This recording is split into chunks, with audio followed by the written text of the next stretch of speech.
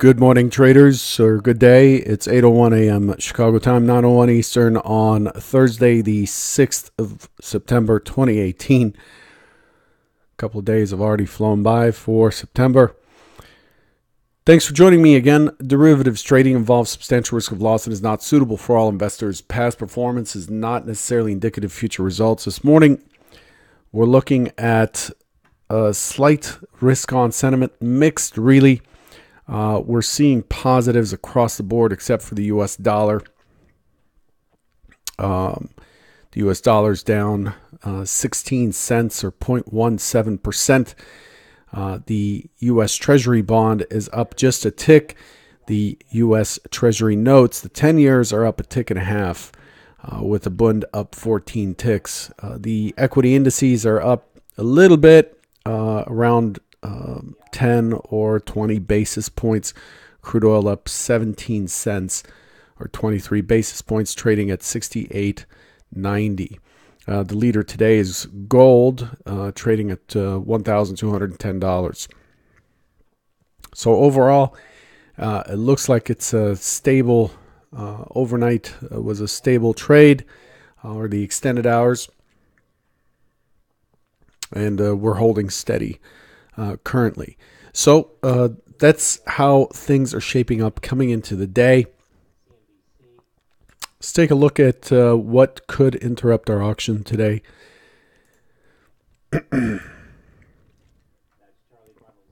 So we had the usual initial jobless claims. We also had ADP employment this morning. Don't forget that tomorrow is non-farm payrolls and unemployment in the U.S., pretty major number. At 9:45 Eastern, we have PMI services, and then at 10, we have ISM non-manufacturing, as well as durable goods, as well as factory orders. And that ends the eco releases. Actually, we do get inventories today at 11 because of the holiday on Monday. We get the crude oil inventories at 11 o'clock. And then we have Fed Speaker Williams at 10. Those are Eastern times. So that's how things are looking coming into this session as far as news. Looking at what was expected yesterday. Yesterday's Trader Bite was done early. And what we had was, well, my expectation was that we are likely to break this down channel yesterday. The market had no intention of doing that. It played scenario 2 instead. Hold steady at the open, impulse down, push down, and close the gap zone down at 28.7750. I believe it stopped. Well, it stopped. I think the gap zone is 28.77 even, and it stopped at 28.77 quarter or something like that. No, the gap zone low was 28.77 and a quarter, and it stopped at 28.7750. It missed it by a tick. To me, that's considered closed. And then the expectation was for a bounce into the close, which we got. The top of the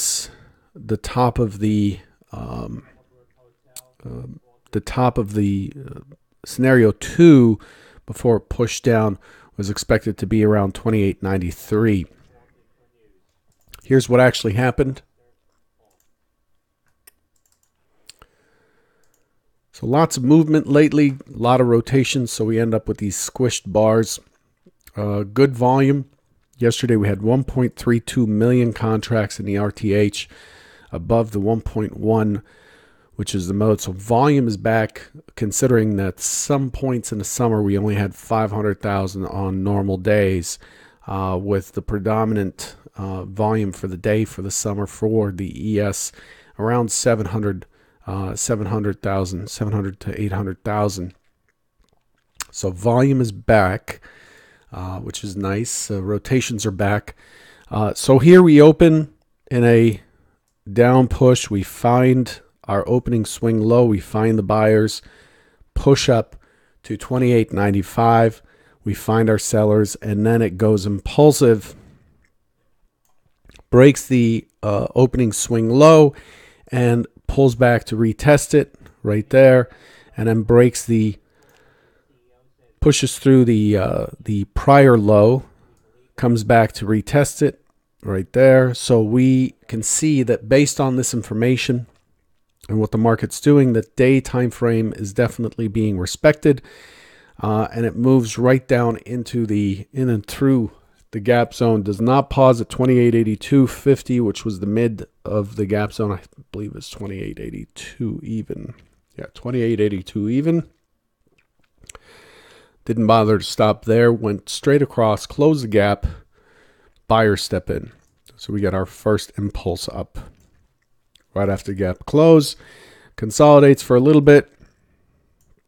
The consolidation breaks to the upside, sets us up for a really nice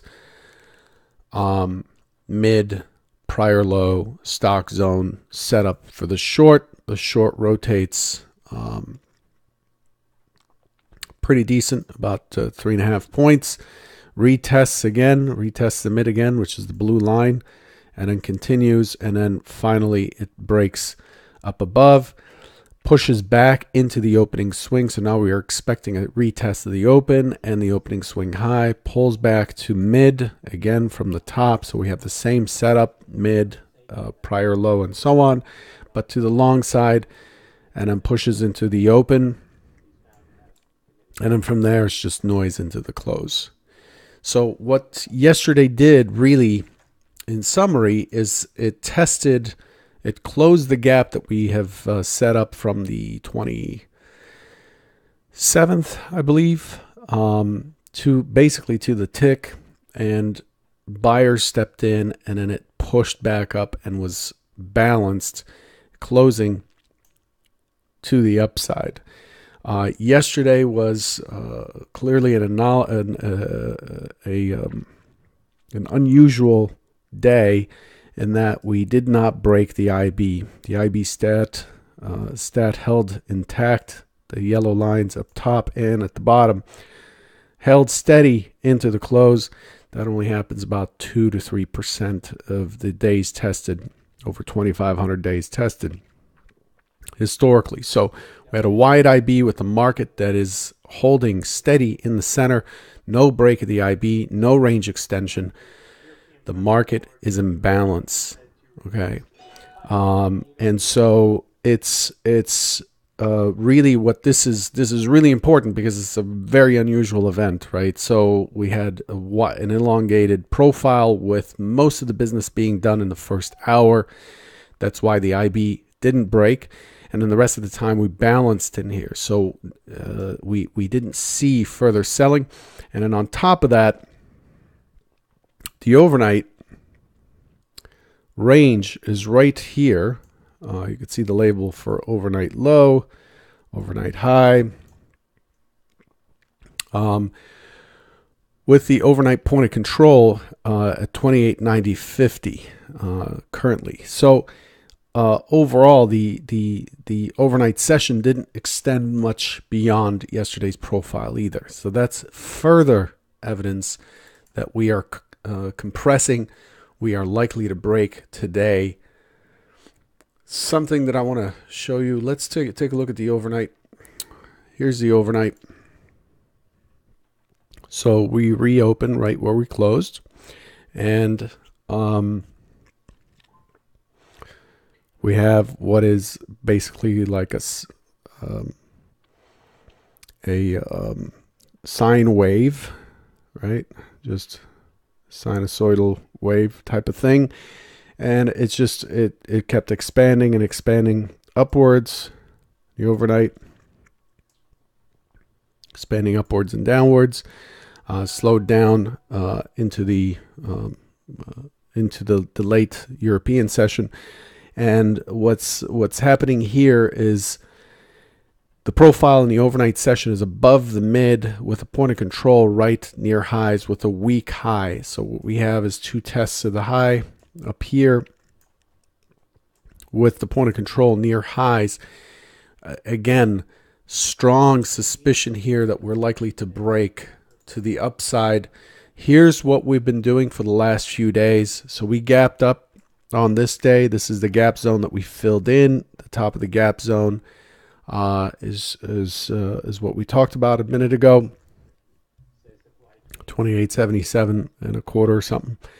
And we filled in this gap zone with a nice little tail yesterday. So we pushed down. We still had a red bar. We still had lower one-time framing down with lower high, very systematic, lower high. Okay, the price action so shows lower lows. And the market, and what it has done is it has pushed down and come back up. The prior day, push down and come back up, push down and come back up. And this morning, we look to be holding near this downward trend line with a major event having occurred, which is to close that gap. To me, this is basically what is a classic flag and is likely to break to the upside with yesterday's consolidation, yesterday's lack of IB break.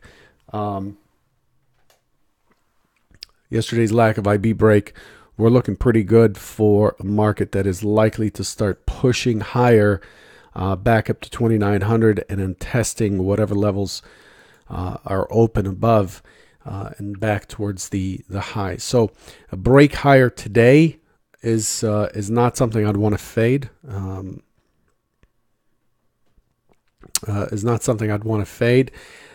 The overnight session or yesterday's session, even though it had these tails on it, we did end up with somewhat of a kind of a crappy low. The day bar shows that we came down and we finished higher, right? Just like I talked about, we open, test down, and leave what looks like an excess. But on the profile, the low is not that great. It's not very well tapered. However, we did close a gap. We did hold inside of balance. We did close above the mid into the prior day's range. Yes, we shifted the point of control down, but this is not aggressive selling coming into yesterday. The aggressive selling ended within the first hour, and then from there, it was really buyers coming in and pushing it up. So to me, this looks like a completely balanced consolidation day yesterday with a very balanced and consolidated overnight session. To me, it is likely to make a turn and start to push and end that one-time framing down. It is very likely. It doesn't mean it's going to happen. It doesn't mean that it's guaranteed. Mortgage your house, take the money, and put it into long ES futures or anything like that. I'm not saying that, but there's a high probability that this down channel is coming to a close. Okay. So that's the big thing. So I've shown you the composite. I've shown you yesterday's action and the overnight action. So we're left with what we've got for today. So as you may have already guessed, my expectation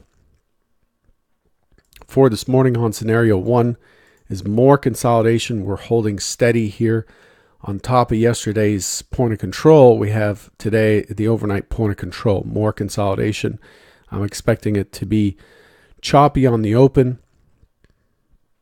but I'm expecting at some point that there would be an impulse up to test into the 28.98 area. In fact, the 28,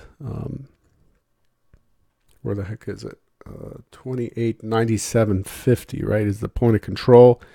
Consolidate, pull back, and start to push higher. I expect at some point buyers would step in. Sellers are backing off. Hey, that's a pretty good circle. Sellers seem to be backing off, less aggressive. So this may sell on the open a little bit before it does the push up. That's okay. I'm willing to lean against 28.85 on the push down. But the overall expectation is that this one-time framing down is likely to come to an end. At least that's what the narrative is saying currently. The secondary expectation, an open auction again, pushes up and then comes back into the range, consolidates, tests down, consolidates, and we hold steady after breaking the high. Generally, tops and bottoms are not made in one sweep. It's not generally they're not V bottoms where it's really a strong move in the one direction and then a strong move in the opposite direction. Generally, they're rounded. The tops and bottoms involve neutral extreme type days. They involve a consolidation and a slowdown before they turn back up. And this may be the case with scenario 2, in that we do end up breaking the one-time framing down, but then holding steady inside of the range. The third and fourth are really more initiative trend movement away from the balance that we have currently at 28.90, and 3s to the upside more likely than 4 to the downside, given that we've been pushing down over the last week or so. Okay, so that's what I'm looking for today. As always, make sure you understand where the narrative comes from for you. Trading someone else's narrative is a very difficult thing. You're likely to micromanage a trade. You're likely to take the trade, but then take 2 ticks and profit because you didn't generate that trade. But then give it a lot of room, because what other plan is there? So it's the opposite of what we want to do. So make sure you understand where the scenarios come from for you. And if you disagree with the scenarios that I put up, that's great, because that's what makes a market. It doesn't mean that I'm right. I have an equal chance as you for the very next trade. We both have a 50-50 chance on the very next trade, no matter what we do. Okay? Good luck today, and I'll catch you tomorrow morning. Don't forget, non-farm payrolls tomorrow. Take care.